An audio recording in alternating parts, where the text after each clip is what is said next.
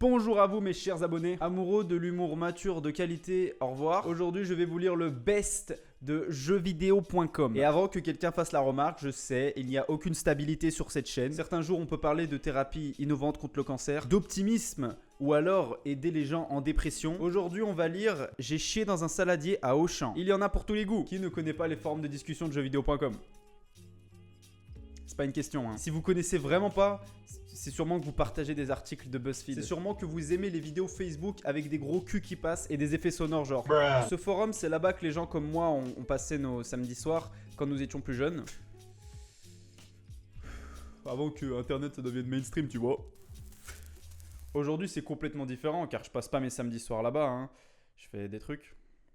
Plus sérieusement, ces groupes de discussion ont marqué beaucoup de monde et j'y ai personnellement passé une bonne partie de mon enfance. Les forums 15-18 et 18-25 sont particulièrement cursed. On y trouve vraiment des perles, du sarcasme de qualité, les génies les plus fins que notre époque a à offrir. Nous allons découvrir leurs aventures ensemble. Juste disclaimer, je sais que 98% des gens là-bas ne sont pas sérieux.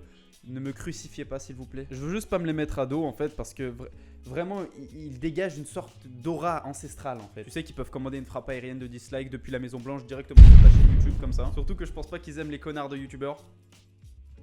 Non, je déconne, ne détruisez pas ma maison. Au passage, si vous êtes habitué du forum, vous les connaissez sûrement tous. Je vais lire les grands classiques en fait. C'est parti. C'était l'année dernière. Enfin, en fait, c'est une honte qui s'étend sur plusieurs années. Il y a quelques années, j'ai entendu dire qu'on pouvait baiser des pastèques, au collège ou au lycée, je sais plus. Du coup, j'ai acheté une pastèque, et un jour où mes parents sont partis, je me suis tapé ma pastèque, quoi. Bon, en fait, c'était pas top, j'ai juste ressenti une honte extrême, sans blague. Du coup, je savais pas trop quoi faire de ma pastèque trouée, je l'ai enterrée dans le jardin derrière ma maison. Sauf que maintenant, on a une putain de plantation de pastèques qui a poussé dans le jardin.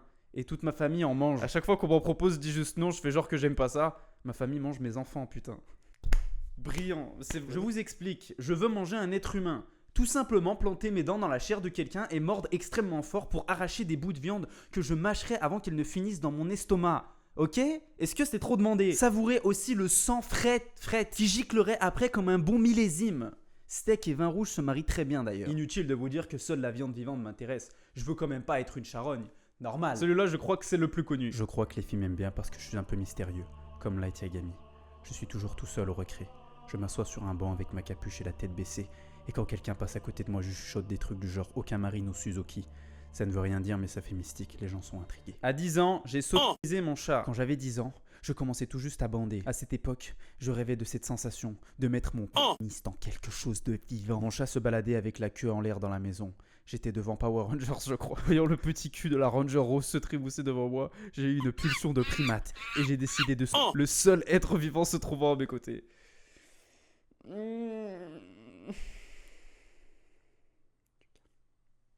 Mon chat était alors en train de se balader tranquillement à mes côtés. J'ai alors décidé de l'attraper par les pattes arrière. J'ai instantanément conclu que je devais mettre mon sexe dans son pour assouvir mes fantasmes. Je me rappelle très bien de ce jour. J'avais fait 2 allers-retours avant que celui-ci ne miaule comme je n'avais jamais entendu. Comprenant le danger imminent, celui-ci a couru hyper vite et s'est mis en hauteur. Depuis ce jour, j'y pense constamment dès que je vois un chat. On est sur du bon niveau là quand même, on est sur du bon niveau de malédiction. Ma fiction, la vie de Lionel Messi. Bonsoir, c'est moi Mohamed, et à part que je kiffe le sport, je kiffe aussi le football, et plus particulièrement Lionel Messi, pour lequel j'ai commencé à écrire une histoire, l'histoire de sa vie. Chapitre 1, l'amour du ballon rond. Le soleil se lève sur la petite ville de Buenos Aires et éclaire Hotel El Grande Hotel. À l'étage 21, chambre 243, Lionel Messi se réveille pour son premier jour de vacances après une saison chargée de buts et remplie de séances photos et autographies. Sa copine Antonella, une bonne brune de petite taille bien foutue, comme dans les telenovelas, prend sa douche. La nuit fut chaude. Chérie, tu fais quoi? Demandait Lionel. Ah non, chérie, tu fais quoi? Demandait Lionel. Je prends ma douche. Elle répond. Ah ok. Lionel décroche le téléphone et à l'autre bout du fil se trouve la prise de courant. Le téléphone est débranché. Il rebranche le téléphone, puis compose le 00, ok, et appelle la réceptionniste de l'hôtel. Allô, ici la réceptionniste, que puis-je faire pour vous? Salut poupée, c'est Lionel à l'appareil. Je voudrais te commander un petit déjeuner copieux avec caviar et champagne, s'il vous plaît. Tout de suite, monsieur Lionel. Elle répond toute contente d'avoir parlé à Lionel Messi. Lionel allume la télé HD, enfoncée dans le mur, dans le mur, c'est une Panasonic dernier cri. Et il met Eurosport. Là, il voit un match dans lequel il joue. Et en voyant la caméra se braquer sur lui, il a envie de pleurer. Et il se dit, ça fait du bien d'être pro du football quand même. J'ai une belle femme, plein de fric, des admirateurs et des belles bagnoles. J'ai même le petit déjoli. Que demande le peuple? Voilà, j'ai écrit que ça pour l'instant. C'est tout. Mais va y avoir des rebondissements. Vous en faites pas, je pensais même à inclure un deal de drogue qui tourne mal. Je veux faire un roman en gage, vous voyez? Ah, je suis en colère. Je suis le seul à qui les pastèques font penser à des culs féminins.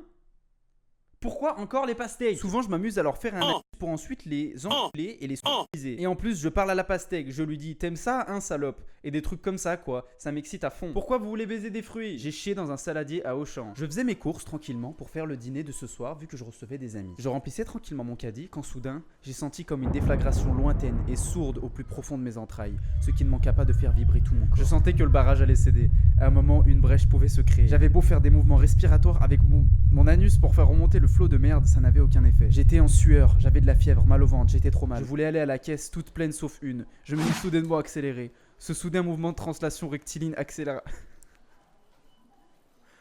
accéléré libéra une petite pépite. J'arrivais à la caisse quand une vieille me passa devant au ras du nez. Dans ma tête, j'explosais mais j'essayais de me retenir. Bref, au moment de payer, cette conne commence à sortir un rouleau de coupons de promotion jean d'un paquet de PQ Lotus XXL. Excusez-moi, mademoiselle, j'avais ces coupons de réduction. Pourriez-vous me les déduire de la somme, s'il vous plaît? Mais ils ne sont plus valables, madame. Ah bon, vous êtes sûr? Laissez-moi prendre mes lunettes dans mon sac. J'avais réussi à colmater la brèche et à fermer hermétiquement mon cul pour un moment de répit. Mais la vieille ne daignait se manier le cul. Poufflez tes coupons, vieille bique, et retourne donc te doigt. Waouh, c'est violent, c'est violent. Grommelai-je, elle se retourna. Pardon, c'est à moi que vous parlez, jeune homme. Putain, je l'attendais de manière trouble et lointaine, la vieille. C'est comme si la merde m'était montée au cerveau pour sortir par ailleurs. J'atteignais les 40 degrés de fièvre. Je commençais à avoir trouble et je sentais que je perdais le contrôle sur mon sas anal. Discrètement, je me glissais un magazine TéléZ dans mon pantalon pour venir obstruer mon cul, qui commençait à sentir des relents de cassoulet et raclette richement. Soudain, il y eut une deuxième déflagration et un paix foireux dont je n'avais même pas soupçonné l'arrivée imminente. Comment on en est arrivé là? Je sentis que la couverture du TéléZ avait absorbé en grande partie le choc. Mais combien de temps avant que le TéléZ ne soit entièrement dépassé par les événements lui aussi? Je me rappelais soudain la face innocente du chien sur la couverture qui devait être à présent souillée jusqu'à la truffe d'une éruption volcanique. Impossible de rester plus longtemps à cette caisse. Trop tard pour fuir. Je devais chier et je devais chier dans Auchan au milieu de cette jungle. Décidé à fuir, je fais demi-tour à l'arrache avec mon caddie un peu trop rapidement. Et la roue se coinça soudainement dans la jante de la roue d'un fauteuil roulant. Pris de panique, je secouais mon caddie comme une brute épaisse pour en dégager la roue qui visiblement restait coincée. Mais putain de merde, conne de roue, mais bouge-toi de là avec ton bolide, hurlai-je sur l'handicapé moteur. Ce dernier, effrayé, gémissait de plus en plus fort.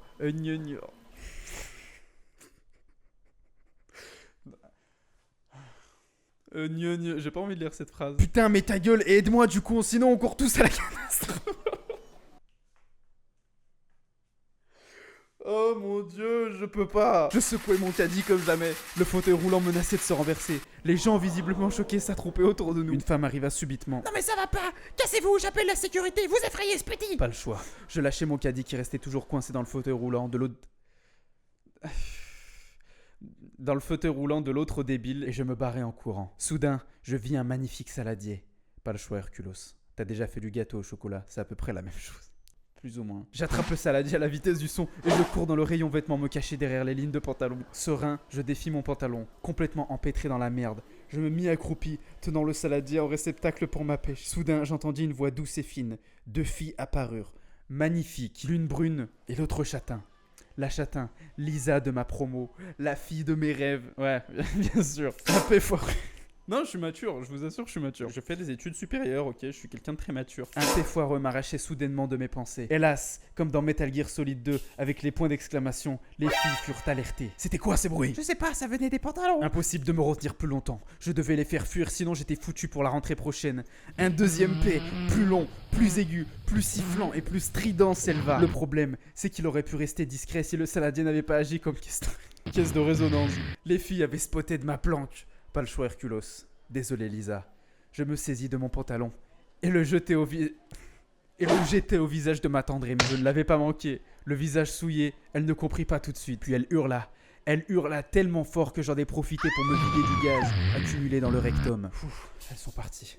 Je pouvais enfin en terminer avec cette sordide histoire tout en imaginant déjà le pavé que j'allais pondre sur le 18-25. Alors que mon saladier était déjà rempli à moitié, une petite main tâtonnait les pantalons. Un putain de gosse de merde s'amusait à déplacer les pantalons, menaçant de me révéler au grand jour. Paniqué, je tenais d'une main le saladier tremblant, tandis que de l'autre, j'essayais de colmater les brèches que cet enfant persistait à créer. Il se mit à glousser de rire et pensait à un jeu car il augmenta la cadence. J'étais épuisé, le bras à feu. Le saladier tremblait de plus en plus et de ce fait, je commençais à dévier la trajectoire de la chute. Je commençais à me chier dans les mains et à chier partout. Mais dégage, connard! connard de merdeux. C'est vraiment pas possible de chier en paix. Soudain, mes pieds glissèrent sur une traînée par terre. Je retombais sur le sol plein de merde et je rattrapais le saladier de justesse. L'innocent enfant me voyait vautrer dans ma merde. J'étais paniqué, ma vie était foutue. Je voyais déjà les journaux déformer la vérité avec leur version. Un homme de 20 ans, gourou d'une secte scatophile, cherchait à instruire un enfant des rites païens scatophiles dans les rayons ésotériques d'un Auchan. Dans ma tête, je me disais, pitié, ta gueule, n'hurle pas, ne détruis pas ma vie, je suis en fac de cuisine, j'ai de l'avenir. Je suis en fac de cuisine, j'ai de l'avenir. Soudain, il se mit à hurler, pleurer. Mon seul réflexe a été de lui foutre le saladier sur la tête. Alors que j'allais pour fuir, une silhouette immense apparut. Non mais sale pervers de merde! Attends, tu vas voir! C'était le père. Il essaya de m'attraper mais glissa et tomba dans la merde où j'étais moi assis jusqu'au cou. Ah, putain mais c'est dégueulasse! C'est quoi toute cette merde? J'ai pris mon pantalon dans les mains et je me mis à courir à travers tout Auchan. Saisissant une laitue bien fournie, j'en profitais pour me torcher avec sous le regard traumatisé de Jean-Pierre Coff, le vrai, l'authentique. Mais c'est de la merde. S'exclama-t-il soudain alors qu'il reluquait des topinambours. Mais qu'a-t-il fait avec cette mignonne petite salade? Soudain, il se mit à me poursuivre. J'arrivais à la caisse et j'entendis « C'est lui, le pervers !» Je voyais le visage de Lisa. Je me mis soudainement à éclater en sanglots alors que je prenais la fuite, poursuivi par Jean-Pierre Coff et 3 caissiers du Auchan.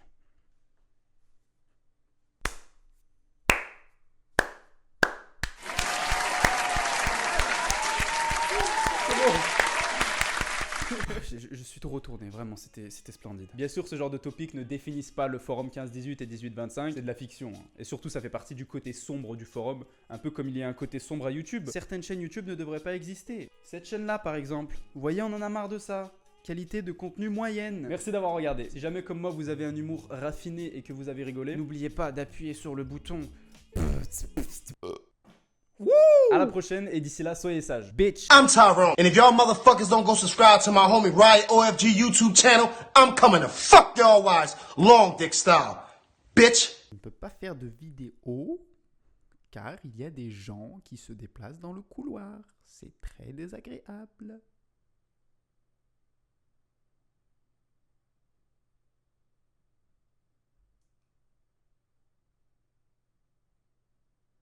Brefos.